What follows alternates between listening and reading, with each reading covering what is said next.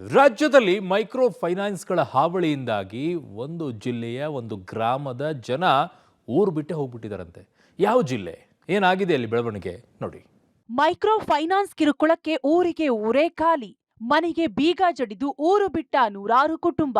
ರಾಜ್ಯದಲ್ಲಿ ಮೈಕ್ರೋ ಫೈನಾನ್ಸ್ಗಳ ಹಾವಳಿ ಮಿತಿಮೀರುತ್ತಿದೆ. Micro ಫೈನಾನ್ಸ್ಗಳ torture ತಾಳಲಾಗದೆ Chamarajanagar ಜಿಲ್ಲೆಯೊಂದರಲ್ಲೇ 100ಕ್ಕೂ ಹೆಚ್ಚು ಕುಟುಂಬಗಳು ಊರು ಬಿಟ್ಟಿವೆ. ಹತ್ತಾರು ಕಾರಣಗಳಿಂದ ಸಾಲ ತೀರಿಸಲಾಗದೆ, ಕಿರುಕುಳ, ಅಪಮಾನ ಸಹಿಸಲಾಗದೆ ಮಕ್ಕಳನ್ನ ಶಾಲೆ ಬಿಡಿಸಿ ರಾತ್ರೋರಾತ್ರಿ ಗ್ರಾಮಗಳನ್ನ ತೊರೆಯುತ್ತಿವೆ. ಚಾಮರಾಜನಗರ ತಾಲೂಕಿನ ಹೆಗ್ಗವಾಡಿಪುರ ಬಿಕೋ ಎನ್ನುತ್ತಿದೆ. ಮೈಕ್ರೋ ಫೈನಾನ್ಸ್ ಕಂಪನಿಗಳ ಟಾರ್ಚರ್ನಿಂದ ಸಾಲ ಪಡೆದ ಎಷ್ಟೋ ಕುಟುಂಬಗಳು ಮನೆಗೆ ಬೀಗ ಹಾಕಿ ಊರು ಖಾಲಿ ಮಾಡಿವೆ. ಹಲವೆಡೆ ಪೋಷಕರು ತಮ್ಮ ಮಕ್ಕಳನ್ನ ಶಾಲೆ ಬಿಡಿಸಿ ಕರೆದೊಯ್ದಿದ್ದಾರೆ. ಸಾಲದ ಹೊಡೆತಕ್ಕೆ ಮಕ್ಕಳ ವಿದ್ಯಾಭ್ಯಾಸವೇ ಮೊಟಕುಗೊಂಡಿದೆ. ಎಲ್ಲಿ ಹೋದ್ರು ಎಂಬುದೇ ಗೊತ್ತಿಲ್ಲ ಎನ್ನುತ್ತಾರೆ ಗ್ರಾಮದಲ್ಲಿ ಅಳಿದು ಉಳಿದ ಜನರು. ಸಾಲ ಕೊಡ್ತೀವಿ ಅಂದ್ಬಿಟ್ಟು ಜನಗಳಿಗೆ ಆಸೆ ಹುಟ್ಟಿಸ್ಬಿಟ್ಟು ತಕ್ಕಂಡು ಏನು ಮಾಡ್ಬಿಟ್ಟು ದಿಕ್ಕಾಪಾಲಾಗಿ ಸಾಲ ಮಾಡ್ಕೊಬಿಟ್ರು ಸರ್. ಸಾಲ ಮಾಡ್ಕೊಂಡು ಕಟ್ನಾರದ ಪರಿಸ್ಥಿತಿಯಲ್ಲಿ ಇವತ್ತು ಸಣ್ಣ ಮಕ್ಕಳನ್ನೆಲ್ಲ, ಓದೋ ಮಕ್ಕಳನ್ನೆಲ್ಲ ಕರ್ಕೊಂಡು ಇವತ್ತು ಮೈಸೂರು, ಬೆಂಗಳೂರಲ್ಲಿ ಯಾವ ಮೂಲೆಯಲ್ಲಿದ್ದಾರೆ ಅಂತಲೇ ಗೊತ್ತಿಲ್ಲ ಸರ್. ತುಂಬಾ ಜನಕ್ಕೆ ಇದೊಂದು ಭಾರಿ ಟಾರ್ಗೆಟ್ ಆಗಿ ಜನಕ್ಕೆ ತುಂಬಾ ತೊಂದರೆ ಆಯ್ತದ ಸರ್. ಅದರಿಂದ ಇದನ್ನೆಲ್ಲ ನಿಲ್ಲಿಸಿ, ಇದನ್ನೆಲ್ಲ ಖಂಡಿಸಿ, ಎಲ್ಲಿ ತಪ್ಪು ನಡೀತಿದೆ ಅಲ್ಲೆಲ್ಲ ಇವರು ಆಕ್ಷನ್ ತಕೊಂಡು ವ್ಯವಸ್ಥೆ ಮಾಡ್ಕೊಡ್ಬೇಕು. ಮನೆಗೆ ಬರಾಕು ಭಯ, ಅವ್ರ ಮನೆಗೆ ಅವ್ರು ಬರಾಕೆ ಭಯ.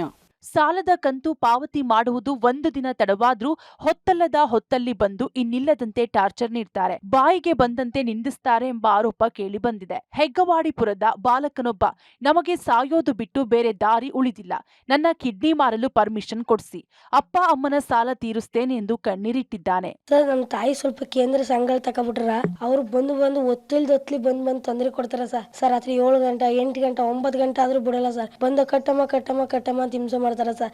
ಇವ್ರು ಓದಕ್ಕೆ ಬಿಡಲ್ಲ ಸರ್. 7 ಗಂಟೆಗೆ ಬಂದಾಗ 9 ಗಂಟೆಗೆ ಇವ್ರುಗಳ ಕೊಡ್ತಾರ ಸರ್. ಸರ್ಕಾರ ನಮ್ಗೇನು ಅನುಮತಿ ಕೊಟ್ರೆ ಸರ್, ನಾನು ಕಿಡ್ನಿ ಮಾರ್ಬಿಟ್ಟು ನಮ್ಮ ಅಪ್ಪ ಅಮ್ಮಂಗೆ ಸಾಲ ತೀರೋ ಸರ್, ನಾವು ನೆಮ್ಮದಿಯಾಗಿ ಬದುಕಬೇಕಾದ್ರೆ ಒಂದು ಕಿಡ್ನಿ ನಾವು ಓದ್ಕೊಂಡು ಹೋಗ್ತೀನಿ ಸರ್. ಅದಕ್ಕೆ ಸರ್ಕಾರ ದಯವಿಟ್ಟು ಅನುಮತಿ ಮಾಡಿಕೊಡಿ.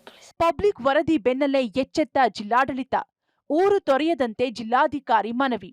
ಇನ್ನು ಫೈನಾನ್ಸ್ಗಳ ವಿರುದ್ಧ ಕ್ರಮ ತೆಗೆದುಕೊಳ್ಳುವುದಾಗಿ ಡಿಸಿ ಶಿಲ್ಪನಾಗ್ ಭರವಸೆ ನೀಡಿದ್ದಾರೆ. ಜಿಲ್ಲೆಯಲ್ಲಿನ ಮೈಕ್ರೋ ಫೈನಾನ್ಸ್ ಕಂಪನಿಗಳ ಕಾರ್ಯನಿರ್ವಹಣೆ ಬಗ್ಗೆ ಪರಿಶೀಲನೆ ನಡೆಸಿ ವರದಿ ನೀಡಲು ಅಧಿಕಾರಿಗಳ ತಂಡ ರಚಿಸಿದ್ದಾರೆ. ಕೇಸಸ್ ಹೆಚ್ಚಾಗ್ತಾ ಇರೋದ್ರಿಂದ ಗ್ರಾಸ್ ರೂಟ್ ಲೆವೆಲ್ ನಲ್ಲಿ ಇದು ಹೆಚ್ಚಾಗಿ ನಡೀತಾ ಇರುತ್ತೆ. ಕೆಲವರು ಪಾಪ ಗುಳೆ ಹೋಗ್ತಾ ಇರೋದು, ಊರ್ ಬಿಟ್ಟು ಹೋಗ್ತಾ ಇರೋದು, ಶಾಲೆಯಲ್ಲಿ ಓದೋ ಮಕ್ಕಳನ್ನ ಬಿಡಿಸ್ಕೊಂಡು ಹೋಗ್ತಾ ಇರೋದು, ಇದು ಒಂಥರ ರೆಪ್ಯುಟೇಷನ್ ವಿಷಯ ಕೂಡ ಆಗುತ್ತೆ. ಪ್ರತಿಯೊಂದು ವಿಶೇಷ ಗ್ರಾಮ ಸಭೆ ಮಾಡಿ ಈ ತರ ಕಂಪನೀಸ್ ಬರ್ತಾ ಇದಾರ, ಆಪರೇಟ್ ಮಾಡ್ತಾ ಇದಾರೆ, ಯಾವ ಒಂದು ಇದ್ರ ಮೇಲೆ ಆಧಾರದ ಮೇಲೆ ಬರ್ತಾ ಇದಾರೆ ಅಂತ ಹೇಳಿ ಒಂದ್ ಸ್ವಲ್ಪ ಡೀಪ್ ರಿವ್ಯೂ ಮಾಡಿ ಅಧಿಕಾರಿಗಳ ಒಂದು ಇನ್ಕ್ವೈರಿ ಟೀಮ್ ಕೂಡ ಹಾಕಿದೀವಿ. ಹೋಬಳಿ ವಾರು, ಗ್ರಾಮ ಪಂಚಾಯತಿ ವಾರು, ಗ್ರಾಮವಾರು ನಾವೀಗ ಟೋಟಲ್ ಮಾಹಿತಿ ತಗೊಳ್ತಾ ಇದೀವಿ. ಅದರಲ್ಲಿ ಎಷ್ಟು ಸಂಸ್ಥೆಗಳ ಮೇಲೆ ಕಂಪ್ಲೇಂಟ್ ಇದೆ, ಯಾವ ನೇಚರ್ ಆಫ್ ಕಂಪ್ಲೇಂಟ್ ಇದೆ, ಒಂದು ವಾರದಲ್ಲಿ ಅದು ಕೂಡ ರಿಪೋರ್ಟ್ ಸಬ್ಮಿಟ್ ಆಗುತ್ತೆ. ಒಂದು ಸ್ಟ್ರಿಕ್ಟ್ ಆಗಿ ಆಕ್ಷನ್ ಮಾಡ್ತೀವಿ. ಒಟ್ನಲ್ಲಿ ಬಡ ಜನರ ಜೀವವನ್ನ ಮೈಕ್ರೋ ಫೈನಾನ್ಸ್ ಕಂಪನಿಗಳು ಕಿತ್ತು ತಿನ್ನುತ್ತಿವೆ.